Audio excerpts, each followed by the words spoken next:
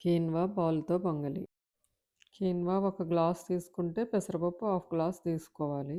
పెసరపప్పు కొంచెం దోరగా వేపుకుంటే పొంగల్ రుచి చాలా బావుంటుంది. 2 కలిపి గ్లాసున్నర తీసుకున్నాం కాబట్టి 2 గ్లాసులు వాటర్ పోసుకొని, హాఫ్ టీ స్పూన్ పసుపు వేసుకొని, హైలో 2 విజిల్స్, సిమ్‌లో 1 విజిలు రానిస్తే సరిపోతుంది. మా మదరు పాలు పోయకుండా ఎప్పుడూ పొంగల్ చేసేవారు కాదు. అమ్మ బియ్యంతో చేసేవారు. నేనిప్పుడు హెల్తీ వెర్షన్‌లో కిన్వాని మార్చాను. అదే మనం రైస్‌ని తీసుకున్నట్లయితే వాటరు 3 వంతులు పొయ్యాలి. ఎందుకంటే బాగా ఉడికితేనే పొంగల్ బావుంటుంది. సాల్ట్ వేసుకొని ఒక 10 సెకన్ల పాటు బాగా కలిపాక ఒక గ్లాస్ పాలు పొయ్యాలి. పాలని కొంచెం కొంచెంగా పోసుకుంటూ బాగా కలుపుకోవాలి. ఇది బ్రేక్‌ఫాస్ట్‌కి, లంచ్‌కి, డిన్నర్‌కి దేనికైనా కూడా చాలా బావుంటుంది. ఇది చల్లారినా కూడా దీని రుచి మారదు.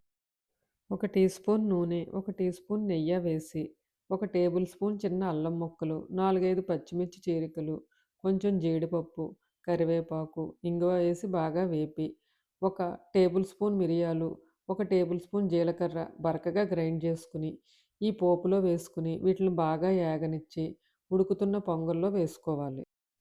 చివరగా ఒక టీ స్పూన్ నెయ్యిని వేసుకుని సర్వ్ చేసుకుందాం. ఎంతో రుచిగా ఉండే కీన్వా పాలతో చేసిన పొంగలి రెడీ.